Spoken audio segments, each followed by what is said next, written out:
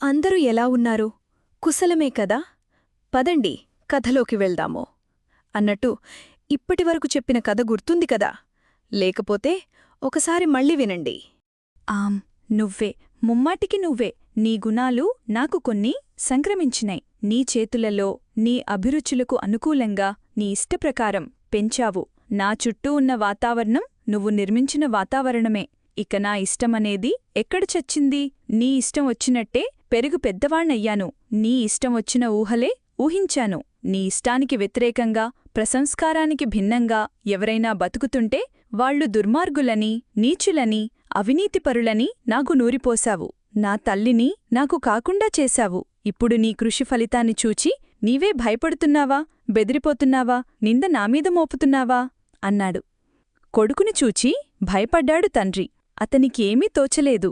తన వంశంలో పుట్టిన ఒకడు తన తండ్రికి ఎదురుతిరిగి తన వంశాన్ని నిందించేవాడుగా తయారవుతాడని అనుకుని ఉండడు. అలాగే నిర్నంతపడి చూస్తున్నాడు. అతని కొడుకు నీడ కనిపించింది. అదే తన కొడుకు అనుకున్నాడు. అది కదలింది, నిటారుగా నిలబడ్డది, మాట్లాడింది. ఒట్టిది, అన్నీ అబద్ధాలు చెప్తున్నాడు.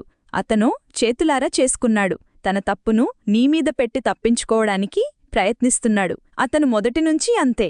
తన తప్పును ఇతరులకు అంటగట్టడం, తన బలహీనతలకు ఇతరులను హింసించడం నువ్వు మరణించినప్పటినుంచి అతను చేస్తున్న పనే ఇది. ఇందులో నీ బాధ్యతేమీ లేదు అంది.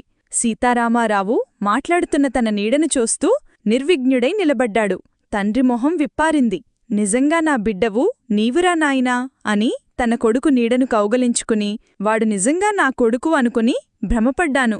ఎంత వేదన పెట్టాడు! వాడి మాటలు నా హృదయాన్ని ముక్కలు ముక్కలుగా తరిగాయి అన్నాడు. వాడు అంతే నాన్నా, వాడికొక ఆదర్శం లేదు. జీవితానికి ఒక ఆదర్శం పెట్టుకోనివాడు, దేన్నో ఒకదాన్ని నమ్మి పనిచేయనివాడు చివరికి అంతే అంది నిత. సీతారామారావుకి కోపం వచ్చింది. ఒక అడుగు ముందుకు వేసి, ఎవరు నుమ్ము అడిగాడు. నీ తండ్రి కొడుకుని. మరన్ననుకున్నావు? ప్రసంస్కారం లేని ఆకారానివి, ఆకారం లేని అస్థిపంజరానివి అంది నీడ. సీతారామారావుకి ఊపిరాడడం లేదు. తండ్రి ముఖంలోకి చూస్తూ, నాన్నా, నేను నీ కొడుకుని, చూడు అన్నాడు. పో పో అని గద్దించాడు తండ్రి. ఇంకా నన్ను మోసం చేద్దామనుకున్నావా? నా కొడుకుని నేను గుర్తుపట్టలేను. నా చేతులారా పెంచానే, వాణ్ణి నేను ఎరగను. నీవు నా కొడుకువి. ఆహబాబూ, వీడొక పీడకలగా ఉన్నాడు అని నీడతో చెప్పి బిగ్గరగా నవ్వాడు. నవ్వుతూనే తన నీడను తీసుకుని అదృశ్యమయ్యాడు. సీతారామారావు కూలబడ్డాడు. అతనికేమీ అర్థమవటంలేదు. తల పేలిపోతూ ఉంది. బాబూ అని పిలిచింది పక్కనున్న సమాధి. ఉలిక్కిపడి చూశాడు. పిలిచేది తన తల్లే, అందులో సందేహం లేదు. నువ్వు మారావు నాయనా అంది. నేను మారానా అమ్మా? నా మార్పు నీకు ఆనందాన్నిస్తూ ఉందా? నేను నిన్ను సంతోషపెట్టగలిగేనా అమ్మా? అవును నాయనా, నువ్వు మారుతున్నావు అంది తల్లి. ఆమె ఆనందాశ్రవులు రాలుస్తూ ఉందని అతను ఊహించాడు. అమ్మా, నేను ఈ విశ్వప్రపంచంలో ఒక ప్రాణికి, అందులో తల్లికి సంతోషాన్నివ్వగలిగాను. నాకింకేం కావాలి? నాకు చాలా సంతోషంగా ఉంది నాయనా అంది తల్లి. అమ్మా అని సమాధి పాదాల దగ్గరపడి బోరున ఏడ్చాడు. అన్నీ మారిపోయిందమ్మా. అలా పడి ఎంతసేపు ఏడ్చాడోగాని తల పైకెత్తి చూసేటప్పటికీ చితి ఆరిపోతోంది. చీకటి చెట్టమవుతోంది. శ్మశానం యథారూపం ధరించుతోంది. నల్ల కుక్క ఒకటి అతని కాలు నాకుతూ ఉంది. అతడు కదలకుండా ఆ కుక్కను చూస్తూ వెల్లెకిలా పడుకున్నాడు. చూడగా చూడగా ఆ కుక్క ఆకారం తన ఆకారంగా కనిపించింది. తన ఆకారంగా తనకు ఎదురుగా నిలబడ్డది. తన ఆకారాన్ని చూసుకునేటప్పటికీ అతనికి భయం వేసింది. మొహం ముడుతులు పొడి ఉంది. జుట్టు పండి రెల్లుదుబ్బలాగుంది. కళ్ళు చింతనిప్పుల్లా ఉన్నాయి. శరీరం అస్థిపంజరంలాగుంది. వంగిపోయుంది.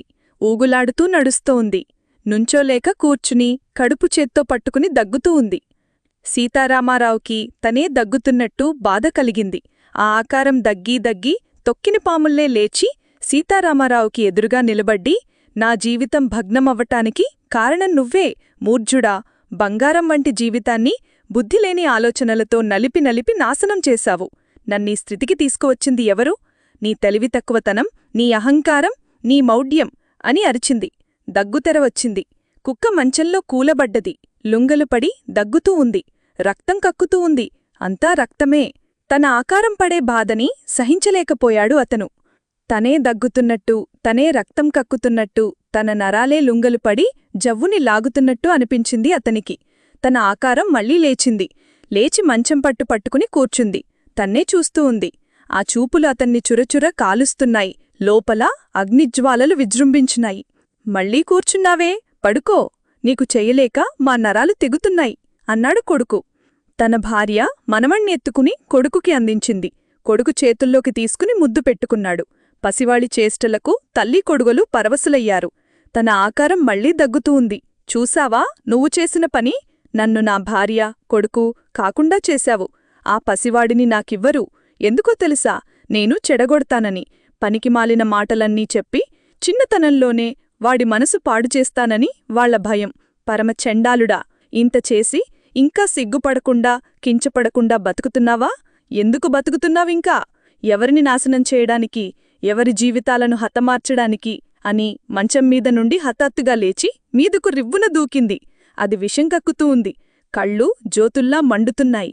కళ్లలోంచి కత్తులు కతారులు వచ్చి తన్ను ముక్కలు చేస్తున్నాయి. తన సహాయం కోసం భార్యని, తన కొడుకుని పిలిచాడు. వాళ్లు తన మొర తెన్నడంలేదు.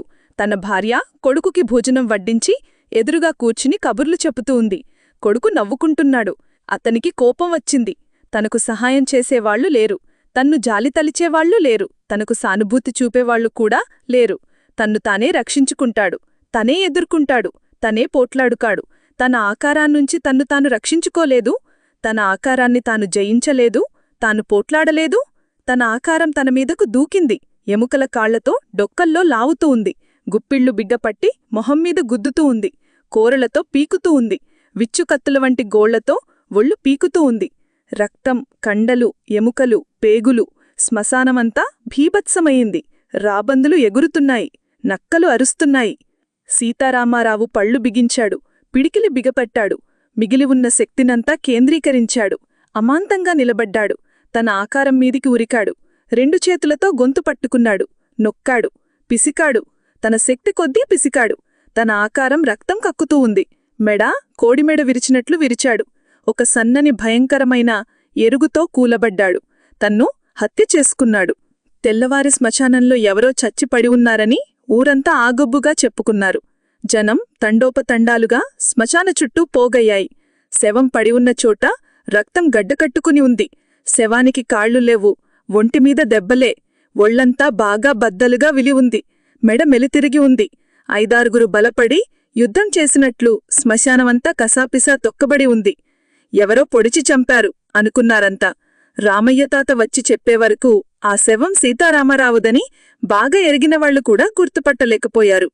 మిగతా కథతో మళ్ళీ కలుస్తాను. సెలవు.